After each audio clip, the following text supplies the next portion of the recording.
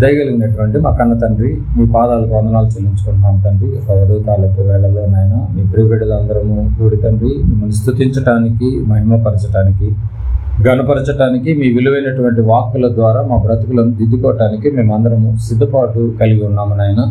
హృదయాలతో వాక్యాన్ని విని మేము మా కుటుంబాల మొత్తమునైనా మీరు ఇచ్చినటువంటి వాక్కులతో సరిదిద్దుకునే మహాకృపను మా అందరికీ ప్రసాదింప చేయమని, మా ముందున్నటువంటి సందర్భాన్ని మేము ధ్యానించడానికి సిద్ధపడుచుండగా మంచి విచక్షణ జ్ఞానాన్ని నాకును వింటున్నటువంటి బిడ్డలకు అర్థం చేసుకునేటటువంటి మంచి జ్ఞానమును ఎక్కువగా ప్రసాదింప చేయమని మా ప్రభువును ప్రియరక్షకుడైన యేసుక్రీస్తు నామమున పెట్టక ప్రార్థన సమర్పించి అడిగి వేడుకుంటున్నాం తండ్రి, ఆమేన్.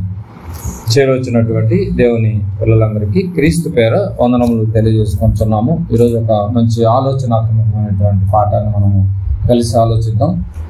క్రైస్తవ్యంలో భాషల అవసరత ఉందా అని ఒక సందర్భాన్ని మనము తీసుకొని బైబిల్లోనికి వెళ్ళి జరుగుతున్నటువంటి ప్రతి పరిస్థితులను మనం గమనించుకుంటూ దాన్ని బైబిల్ దగ్గరికి వెళ్ళి మనము ఆలోచిద్దాం. చక్కగా చెప్పబడుతున్నటువంటి ప్రతి మాటను మీరు రాసుకోవాలి. ఒక వచనం చూసుకుని మనం ముందుకు వెళ్ళిపోదాం. యాకోబు రాసినటువంటి పత్రిక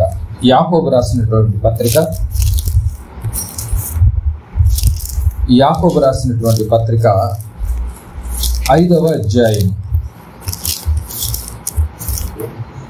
చాలా బాగా వినాలి మనం.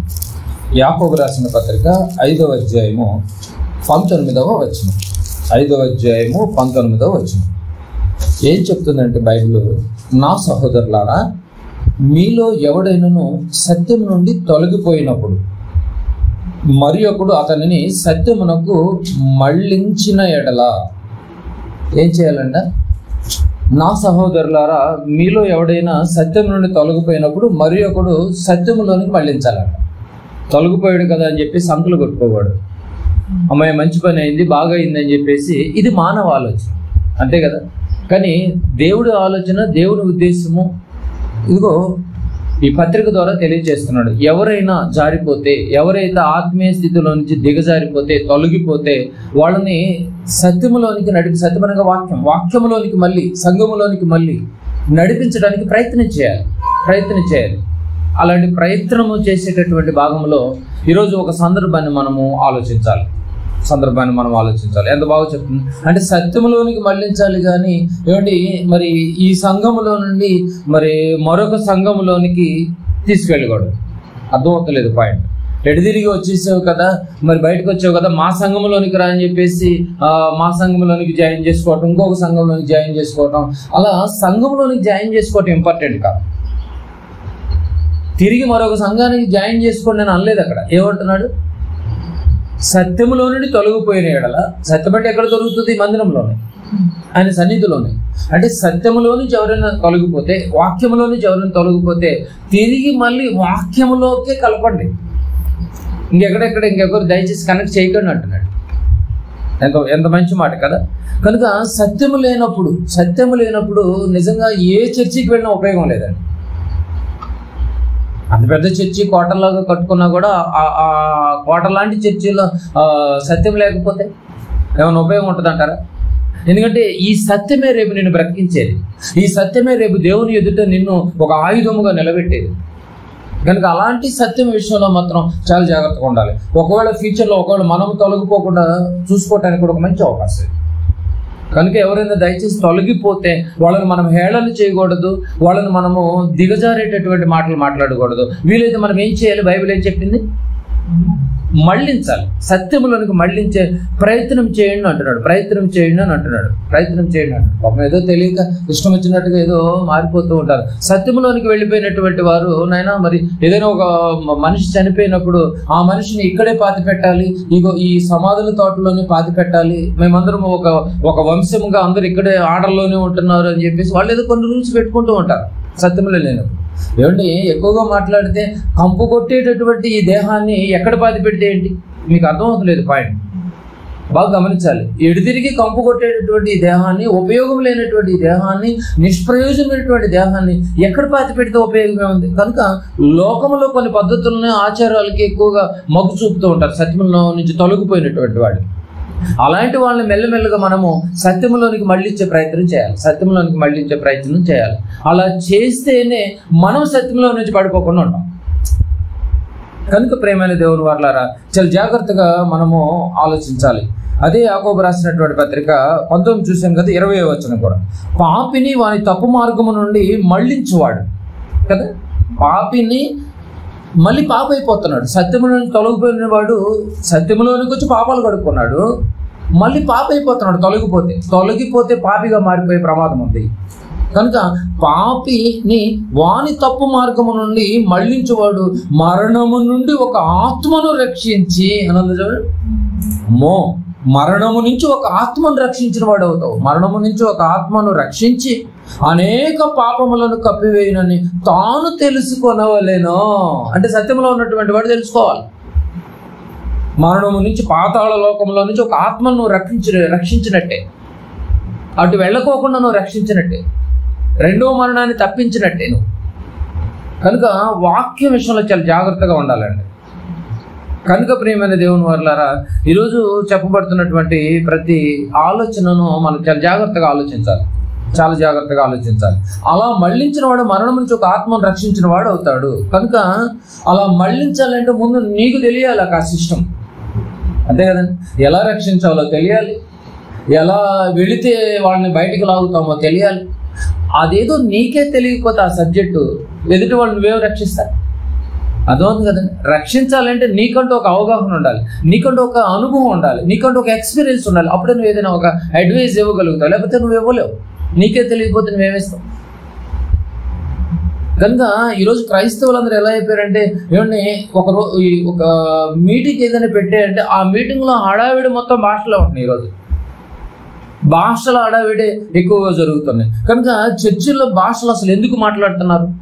మీటింగ్లు జరిగినా కూడా భాషలు, చర్చిలకు వెళ్ళినా కూడా భాషలే మాట్లాడుతున్నారు. దీనివల్ల ఏమైనా ఉపయోగం ఉందా? మనకి చెక్ చేసుకోవాలిగా. లేకపోతే నీ ఆత్మ నరకానికి వెళ్ళే ప్రమాదాలు ఎక్కువగా ఉన్నాయని అర్థమవుతుంది. కనుక దేవుణ్ణి ఆరాధించటానికి ఎంత గందరగోళం చేయాలా? దేవుణ్ణి స్తుతించటానికి మందిరానికి వెళ్ళి, మీటింగులకు వెళ్ళి, గ్రౌండ్లకు వెళ్ళి, సదస్సులకు వెళ్ళి ఎంత హడావిడి చేయాలంటారా? చేస్తేనే దేవుడు ఆ ఆరాధన యాక్సెప్ట్ చేస్తాడంటారా? అది గమనించాలి. ఇంత హడావిడి చేయాలంటారా? ఈ భాషలో హడావిడి చేయాలా? అసలు బైబిల్ ఏం చెప్పింది? భాషలు మాట్లాడారు, భాషలు ఉన్నాయి, కానీ ఎందుకు మాట్లాడారు, ఎందుకు ఉన్నాయి, అసలు ఆ తర్వాత ఉన్నాయా లేవా? ఇవన్నీ మనము చాలా జాగ్రత్తగా బైబిల్లోనికి వెళ్ళి ఆలోచించాలి. ఇప్పుడు మాట్లాడినప్పుడు ఏమైనా ప్రయోజనం ఉందా? మనకి ఏదో ప్రయోజనం ఉండాలి కదండి. మనం ఇప్పుడు మందిరానికి వచ్చామంటే, సంఘానికి వచ్చామంటే ఏదైనా ప్రయోజనం ఉండాలి. అంటే నా ఆత్మను నేను రక్షించుకోవడానికి సరైనటువంటి వాక్యం వింటున్నానా లేనా? రేపు ఆన్ ది స్పాట్ ఇప్పుడే ఒకవేళ ఈ శరీరంలో నుంచి నేను బయటకు వస్తే నేను ఎక్కడికి వెళ్తాను ఏంటంటే నీకంటూ ఒక స్టేటస్ ఉండాలి, నీకంటూ ఒక అవగాహన ఉండాలి. కనుక ఆ భాషల పట్ల నీకంటూ ఒక అవగాహన ఉండాలి. దీనివల్ల అసలు యూజ్ ఏంటి? అసలు సంఘానికి ఏమైనా క్షేమమా కాదా? సంఘంలో ఉన్నటువంటి ఆత్మకి ఏమైనా ఉపయోగాలు ఉన్నాయా లేవా? ఇవన్నీ నువ్వు పరిగణలోకి తీసుకుంటేనే ఈ భాషల విధానం అనేది మనకు అర్థమవుతుంది. లేకపోతే అందరూ వెళ్ళాము వచ్చాము అన్నట్టు అయిపోతే రేపు కనుమూసిన తర్వాత అందరూ నరకానికి వెళుతున్నారంటే ఎవరో కొందరు పరలోకానికి వెళుతున్నారు. దాన్ని నువ్వు తప్పించుకోవాలి అంటే అవగాహన లేకుండా, ఆలోచన లేకుండా మీరు దయచేసి సంఘానికి వెళ్ళకండి. సత్యం లేకుండా మీరు ఎంతకాలం ఎదిగినా కూడా ఉపయోగం లేదు అని దేవుడు ఎంత గొప్పగానో తెలియచేస్తున్నాడు. ఇప్పుడు ఇవన్నీ పరిగణలోకి తీసుకుంటేనే మనకు విషయాలు అర్థమవుతాయి. బైబిల్లోనికి వెళ్ళి ఆలోచిద్దాం. అసలు ఈ భాషలు ఏమండి మానవునిగా మార్చడానికి, నిజంగా మార్చినందుకు, చెప్పినందుకు ఏమన్నా సక్సెస్ అవుతున్నారు ఎవరైనా? నిజమేనా? ఆ భాషల వల్ల నేను ఈరోజు సక్సెస్ అయినటువంటి వాళ్ళు ఎవరైనా చూపించండి. కనుక అసలు బైబిల్ ఏం చెప్పింది ఒక్కొక్కటిగా మనం ఆలోచిద్దాం. మార్కు సువార్త వింటున్నారు కదా, చాలా జాగ్రత్తగా రండి. మార్కు సువార్త, ఇవన్నీ ఈ కోణములన్నింటిలో మనం ఆలోచిద్దాం. మార్కు సువార్త 16వ అధ్యాయం, మార్కు సువార్త 16వ అధ్యాయము 17-18 వచనాలు. చాలా జాగ్రత్తగా ప్రతి వచనాన్ని మీరు చాలా జాగ్రత్తగా చూడాలి. 17-18 వచనాలు. నమ్మిన వారి వలన ఏమని ఉందండి అక్కడ? నమ్మిన వారి వలన. ఎవరిని నమ్మిన వారి వలన? యేసు ప్రభుల వారిని నమ్మిన వారి వలన ఈ సూచక క్రియలు కనబడును. ఈ లిస్ట్ ఇస్తున్నాడు కింద. ఇవి కనపడతాయి అండి. ఏం కనపడతాయి? నంబర్ 1, ఎలా అనగా నా నామమున దయ్యములు వెళ్ళగొట్టగదురు, కొత్త భాషలు మాట్లాడుదురు, పాములను ఎత్తిపట్టుకొందురు. ఏమండి? మరణకరమైనది ఏది తాగినాను అది వానికి హాని చేయదు, రోగుల మీద చేతులు ఉంచినప్పుడు వారు స్వస్థత నొందురని వారితో చెప్పాను. వీటిల్లో ఏమండి మరణకరమైనది ఏదైనా తాగినా కూడా వాళ్ళకి ఏం చేయలేదు అన్నటువంటి ఆ ఒక్క పాయింట్ని పక్కనకు లాగేసేసి కదా, చేతులు ఉంటే ప్రార్థనలు చేస్తే అది ముందుకు వచ్చేసింది, భాషలో వరాన్ని ముందుకు వచ్చేసింది కదా, దాంట్లో నుంచి వచ్చింది. మీరు బాగా గమనించలేదు. ఇదిగో కొత్త భాషలు మాట్లాడుదురు, పాములను ఎత్తిపట్టుకుందరు. పాములను ఎత్తిపట్టుకుని కూడా పక్కన లాగేశారు. ఏదైనా విషయం ఇస్తే తాగండి ఆయన హానికారం చేయదు అన్నదాన్ని కూడా పక్కన పెట్టారు. ఎందుకు? దాంట్లో ప్రాబ్లం ఉందని అర్థమైంది. చేతులు ఉంచితే ప్రార్థన చేస్తే సక్సెస్ అవుతారు, తగ్గుతుంది అన్నది ఒకటి హైలైట్ చేసుకున్నారు. ఏమంటే భాషలు మాట్లాడేది ఒకదాన్ని హైలైట్ చేసుకున్నారు, దయ్యాలు వెళ్ళిపోతాయి అన్నదాన్ని హైలైట్ చేసుకున్నారు. వాటిలో మనం ఈరోజు ఆలోచించవలసినది, భాషలు అవసరత నేటి క్రైస్తవ్యంలో ఉందంటారా, అవసరం అంటారా? ఇది మనం చాలా జాగ్రత్తగా ఆలోచించాలి. ఏమంటే ఎక్కువ మంది పాస్టర్లు చూపించే రెఫరెన్సే ఇది. ఎక్కువ మంది పాస్టర్లు, మీరు నమ్మిన వారి వలన ఈ సూచక క్రియలు మీకు కనబడను. ఇదిగో నేను ఈరోజు దయ్యాలు వెళ్ళగొడుతున్నట్టు కారణం ఈ రెఫరెన్సే అంట. ఈరోజు చేతుల నుంచి ప్రార్థన చేస్తున్నాను, కడుపులో కనబడినటువంటి గడ్డ మాయమవుతుందంటే, అసలు గడ్డ ఉందో లేదో ఎవరికి తెలియదు, అది వేరే విషయం. అది మాయమవుతుంది అని అంటే కారణం ఇదిగో ఈ రెఫరెన్సే నాకు అనుగ్రహింపబడింది అని అంటున్నారు. ఆ వచనాలు కూడా అలాగే ఉంది. ఏమనుంది? నమ్మిన వారి వలన ఉందండి. అవును, మేము నమ్మామండి, అందుకే మాకు ఈ వరం అని చెప్పేసి ఇలాంటి మాటలు ఎక్కువగా మాట్లాడుతూ ఉన్నారు. అసలు ఇవి ఎంతవరకు నిజాలు? వీటిని ఎలా పరిగణలోకి తీసుకోవాలి మనం? అసలు ఏంటి బైబిల్ ఇలా ఉంది? మరి మనము నమ్మాం కదా, మరి మనం ఎందుకు పామును ఎత్తి పట్టుకోలేకపోతున్నాం? మనం ఎందుకు ఏదైనా మరణకరమైనటువంటి ఏదైనా పాయిజన్ లాంటిది ఏదైనా తాగలేకపోతున్నాం? మనం ఎందుకు భయపడుతున్నాం? మరి మనం ఎందుకు దయ్యాలు వెళ్ళగొట్టలేకపోతున్నాం? మనం ఎందుకు ప్రార్థన చేసి స్వస్థతలు చేయలేకపోతున్నాం? అంటే మనం నమ్మలేదంటారా? అపనమ్మకంగా ఉన్నామా? డౌట్స్ రేజ్ అవుతున్నాయి. చూడండి, వాడు స్టేజ్ మీద ఆ రేంజ్లో మాట్లాడుతున్నాడు, మనమేమో స్టేజ్ కింద ఉండి, అవును మనం ఎంత చేసినా కూడా మనము నమ్మేం కదా అదే యేసుని, మరి మనం ఎందుకు చేయలేకపోతున్నాం, అతను ఎందుకు చేయగలుగుతున్నాడు అని ఏ రోజు అయినా కూడా మనం టాలీ చేసుకున్నామా? ఇలాంటి మనం ఆలోచన చేయం మనం. అంతే కదండి, అతను మనిషే, మనము మనుషులమే. అతను యేసుని నమ్మాడు, మనము యేసునే నమ్మాడు. మరి నమ్మిన వారి వల్ల ఇవన్నీ జరుగుతున్నప్పుడు మనం నమ్మకానికి ఒక డౌట్ రేజ్ అవుతాం. అమ్మో మనలో ఏమైనా అపనమ్మకం ఏమైనా ఉందేమో అన్నటువంటి విషయం వస్తుంది. కానీ అసలు బాగా గమనించాలి, ఇక్కడి నుంచి మనం ఆలోచించాలి. అసలు ఈ మాటలు ఎవరికి చెప్పాడు? ఇది ఆలోచించకపోతే చాలా కష్టం అండి. ఈ మాటలు ఎవరికి చెప్పాడు? ఇప్పుడు 17-18 చూసాం కదండి, 17-18 చూసాం కదా. ఒకసారి పై వచనంలోకి వెళ్ళండి, 14వ వచనంలోకి వెళ్ళండి, 14వ వచనంలోకి వెళ్ళండి. ఈ మాటలు ఎవరికి చెప్పాడు రాసుకోవాలి మీరు. ఈ మాటలు ఎవరికి చెప్పాడు? 14వ వచనం. పిమ్మట ఏమండి 11 మంది శిష్యులు భోజనమును కూర్చుంటున్నప్పుడు, ఏమంటే 12 మంది శిష్యులు భోజనానికి కూర్చున్నప్పుడు మాట్లాడంట అందరి గురించి కాదు ఇది. 12 మంది శిష్యులందరూ భోజనమును కూర్చున్నప్పుడు ఆయన వారికి ప్రత్యక్షమై తాను లేచిన తర్వాత తాను చూసిన వారి మాట నమ్మనందున వారి అపనమ్మిక నిమిత్తము హృదయ కాఠిన్యం నిమిత్తము వారిని గద్దించెను. ఎవరికి చెప్పిన మాట అంటే ఇది? ఎవరికి చెప్పిన మాట అంటే తాను లేచిన తర్వాత జరిగింది ఇది. యేసుప్రభుల వారు తాను లేచిన తర్వాత జరిగినటువంటి విషయం. తాను లేచిన తర్వాత శిష్యులు కూడా నమ్మే పరిస్థితుల్లో లేరంట. వాళ్ళను నమ్మించడం కోసం వాళ్ళకి ఇచ్చినటువంటి ఆ వరాలు అవి. ఆ వారంటే ఎవరు? అక్కడ 12 మంది శిష్యులకి ఇచ్చినటువంటి వరాలు. 12 మంది శిష్యులకు ఇచ్చినటువంటి వరాలని మనకి వారిని గద్దించను అని ఉంది చూడండి. వారిని గద్దించి మరీ చెప్పాడంట. 15వ వచనం. ఇదిగో మీరు సర్వలోకమునకు వెళ్ళి సర్వసృష్టికి సువార్తను ప్రకటించుడి. నమ్మి బాప్తిసం పొందినవాడు రక్షింపబడును, నమ్మని వారికి శిక్ష విధింపబడును. నమ్మిన వారి వలన ఈ సూచక క్రియలు కనబడును. ఎవరు చెప్తున్నాడు ఇది? శిష్యులు చెప్తున్నాడు. నమ్మండి, మీరు నమ్మండి, మీరు నమ్మితే ఇవి చేస్తారు. మీ 12 మందికే జరుగుతాయి అవి, ఇంకెవరికి జరగవు అనే ఒక క్లారిటీ వస్తుంది. ఇది ఎప్పుడు చెప్పిన మాట? ఇది ప్రారంభంలో చెప్పిన మాట. ఇది ప్రారంభంలో చెప్పినటువంటి మాట. మరి తర్వాత ఇంకేం చెప్పలేదా? తర్వాత ఇంకేం చెప్పలేదా? చూద్దాం, బైబిల్లోనికి వెళ్ళి ఆలోచిద్దాం. ఏమంటే కొన్ని పత్రికలు దాటిన తర్వాత, ఇది ఇక్కడ మార్కు సువార్తలో చెప్పాడు, కొన్ని పత్రికలు దాటిన తర్వాత ఏం జరిగిందో ఒకసారి బైబిల్లోనికి వెళదాం. రోమిలకు రాసినటువంటి పత్రిక, కొన్ని పత్రికలు దాటిన తర్వాత మనం ఇప్పుడు మనం ఏ జాబితాలో ఉన్నాం? చూసి నమ్మే జాబితాలో ఉన్నామా, చూడక నమ్మే జాబితాలో ఉన్నామా? ఇది మనకు అర్థం కావాలి. ఆ రోజు యేసు ప్రభుల వారిని లైవ్ లో చూసి కూడా నమ్మనటువంటి వారికి అది.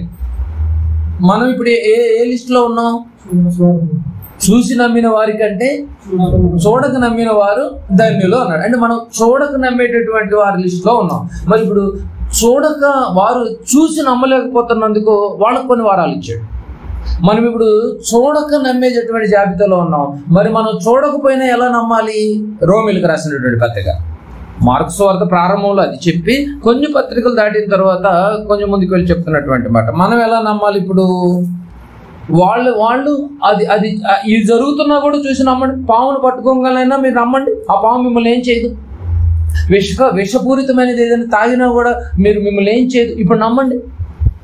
మీ పేరిట దయ్యాలు వెళ్ళగొడుతానంటే ఇది చూసేనా నమ్మండి. కానీ మనం చూసి నమ్మే బ్యాచ్లో లేము.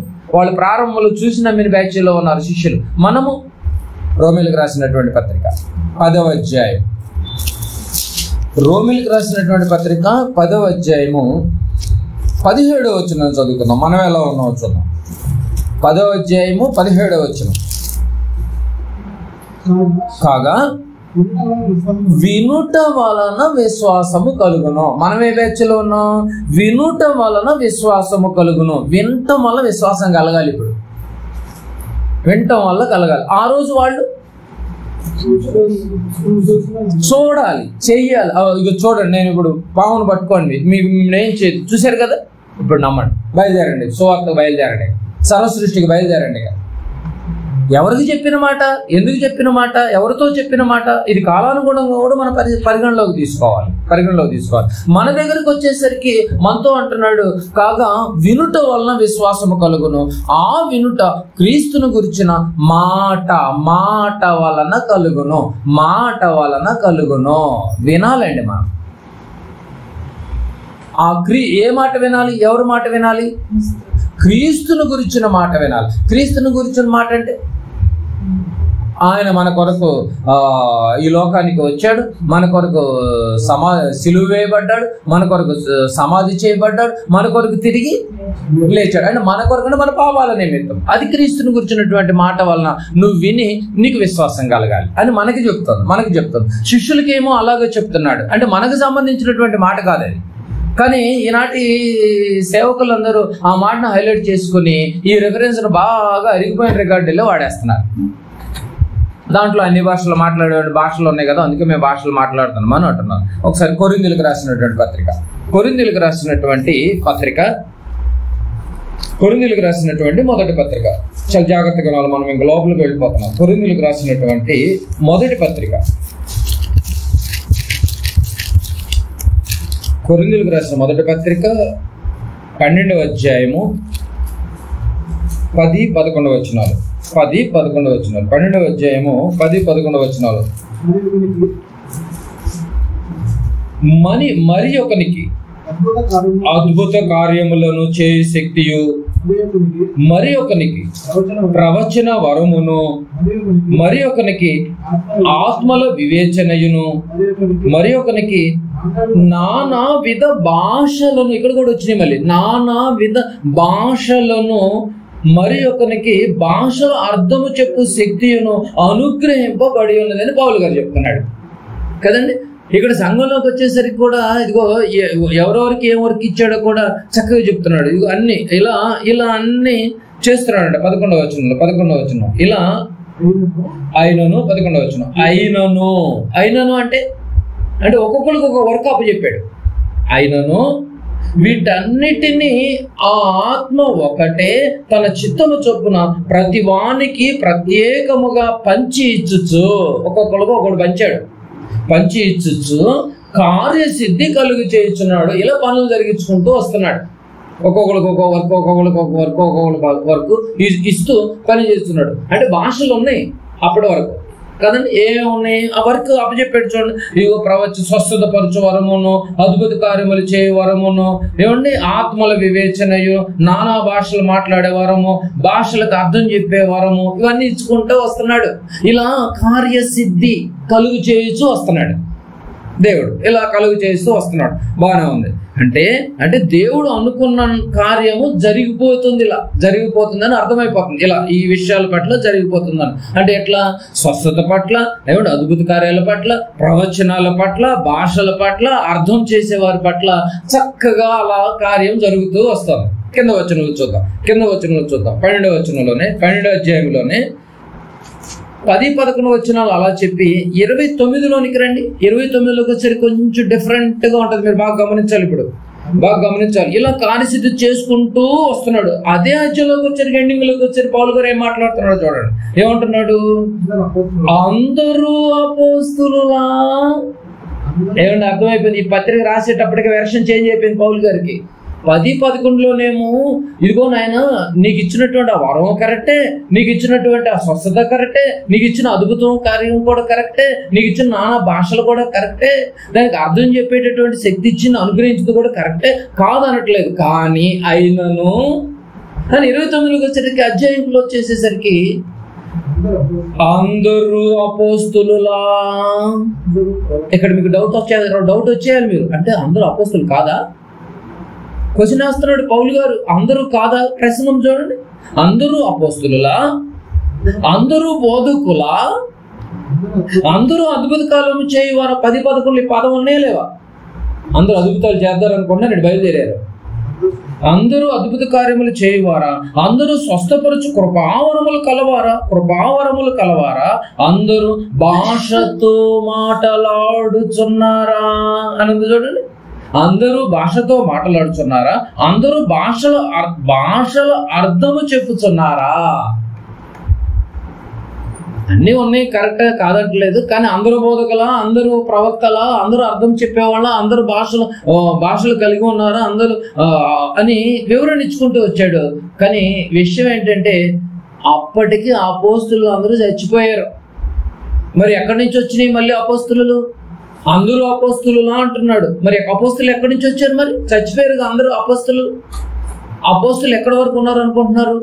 అపోస్తులు అన్నటువంటి వాళ్ళు ఎక్కడి వరకు ఉన్నారో మీకు అర్థమవుతుందా? ఒకసారి లోక సువార్తలోకి రండి. వీళ్ళు ఏమంటున్నారు?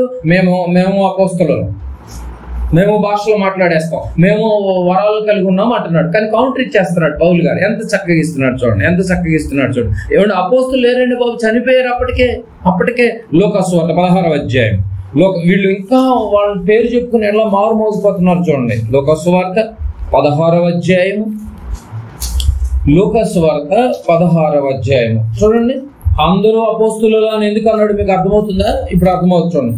16వ అధ్యాయము 16 చూడండి. యోహాను కాలము వరకు ధర్మశాస్త్రమును ప్రవక్తలను ఉండిరి. ఉందండి. ఏ కాలం వరకు ఉన్నారు? బాప్తిస్మిచ్చి యోహాను గారి ఏమండి కాలము వరకు ప్రవక్తలను, ధర్మశాస్త్రమును ప్రవక్తలను ఉండిరి. ఆ తర్వాత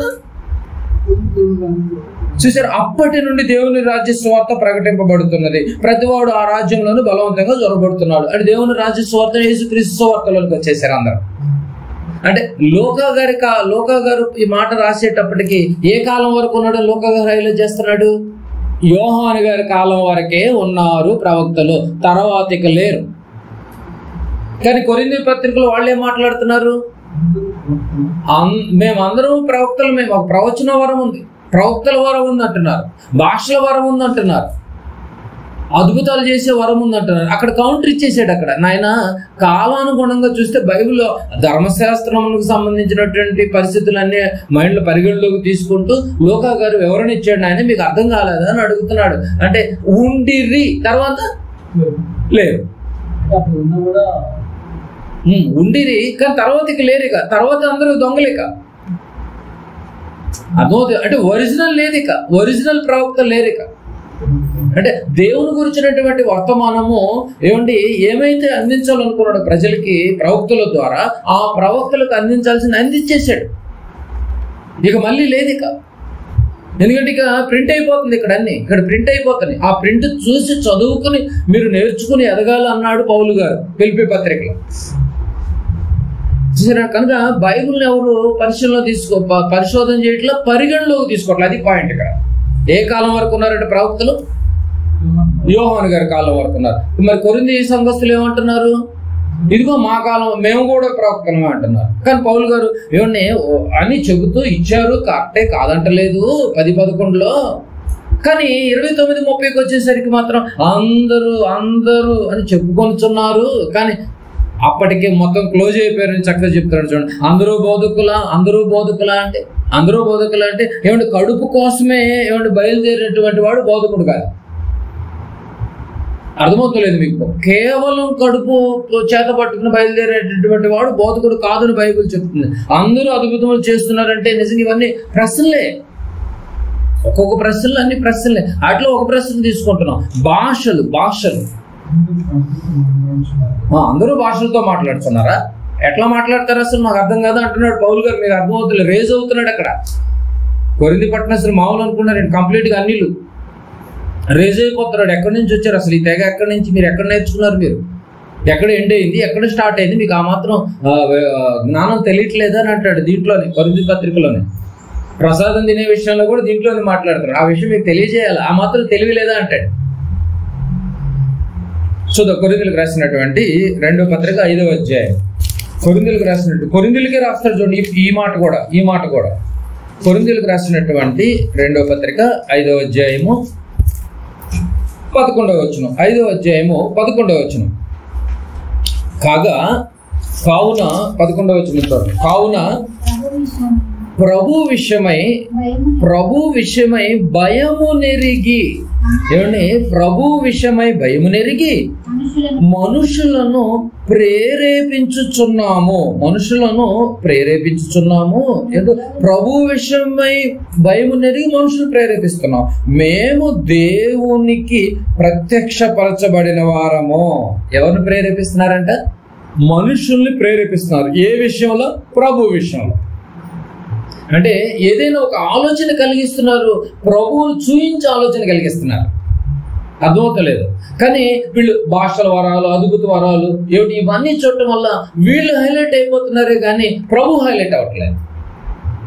అర్థమవుతుంది. అదే చక్కగా పత్రిక ఎంత నీట్గా చెప్తుంది చూడండి. బైబిల్ ఎంత చక్కగా ఉంది చూసారు. అంటే మేమైతే మాత్రం ప్రభువునికి భయపడి, దేవునికి భయపడి, ప్రభువుకు భయపడి మనుషుల్ని మనుషుల్ని ఏం చేస్తున్నాం? మనుషుల్ని ప్రేరేపిస్తున్నాం అన్నాడు చూడండి. ప్రేరేపించుచున్నాము. దేవుణ్ణి చెప్పే ప్రేరేపిస్తున్నాం, ఎంకరేజ్ చేస్తున్నాం మేము. ఇంకా వేరే వాటికి దేనికి మేము ఎంకరేజ్ చేయట్లేదు. మీరేం చేస్తున్నారు? ఇదిగో భాషలు ఉన్నాయని, అద్భుత వరాలు ఉన్నాయని, స్వస్థత వరాలు ఉన్నాయని ఇవన్నీ చెప్పి మీరు ప్రేరేపిస్తున్నారు. కానీ అది ఏ కాలానికి ముగించిందో మీకు అర్థం కావట్లేదా? అవును, చదివితే అర్థమవుతుంది కానీ చదవకపోతే ఏమర్థమవుతుంది? ఈనాటి మనకైనా కానీ 13వ అధ్యాయం కొరింథీలకు రాసినటువంటి మొదటి పత్రిక. భాషల గురించి ఎంత చక్కగా చెప్తుంది చూడండి బైబిల్. వెళ్ళాలి మన లోపలికి. కొరింథీలకు రాసినటువంటి మొదటి పత్రిక 13వ అధ్యాయం.